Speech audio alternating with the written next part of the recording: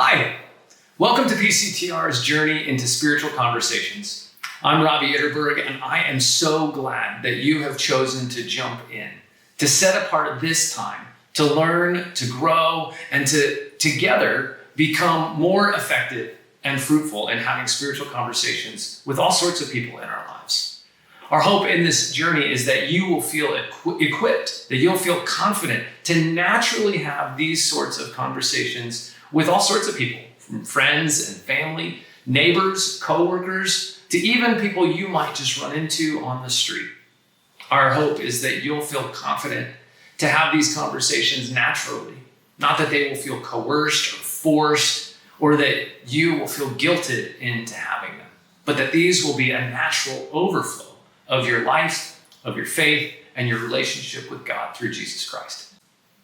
And it seems like many of you would like the same. Earlier this year, we surveyed the congregation about your experience with spiritual conversations. 86% of you said that you're fairly interested or very interested in becoming more comfortable having spiritual conversations with non-Christians about Jesus. The good news is it's possible. And that's what this journey is all about. As we go through this together, we're going to be borrowing from some incredible resources that have been provided from Barna Research Group and from the Lutheran Hour Ministries. They surveyed thousands of Americans, Christians and non-Christians, to hear about their experience with spiritual conversations. They released their findings in a document called Spiritual Conversations in the Digital Age. There's also a book called The Reluctant Witness by Don Everts, and there's other curriculum that we're going to be borrowing to help equip us for this journey. Along the way, we're going to learn the habits of those who have been called eager conversationalists. Those are people who are having 10 or more spiritual conversations every year. We're also going to learn how to meet people where they are, so that we can graciously and confidently respond in a way that is effective, that they can actually receive. In fact, in that survey earlier this year, when asked which of the following are the most significant reasons you may not talk with non-Christians about Jesus, 58% said, I just don't know what to say.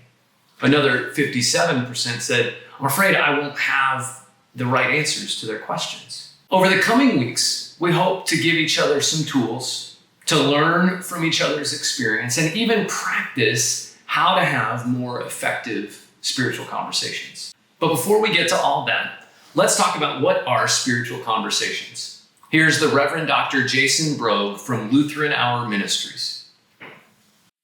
So what is a spiritual conversation? A spiritual conversation, and when we talk about this today, this is what we mean by the term, is any conversation that you have with anybody about God, spirituality, faith, or even the lack of faith. Even a conversation about doubt counts. And this is with anybody. So yes, this could be a conversation with a non-Christian. This could be your non-Christian friend or someone like that. But it also counts if it's your spouse. It counts if it's your pastor. It counts if it's your child. It counts if it's your friend from college who says, these are the reasons why I don't believe. All of those things counted in this research as a spiritual conversation. It's a very broad term. Our definition of spiritual conversations is really broad.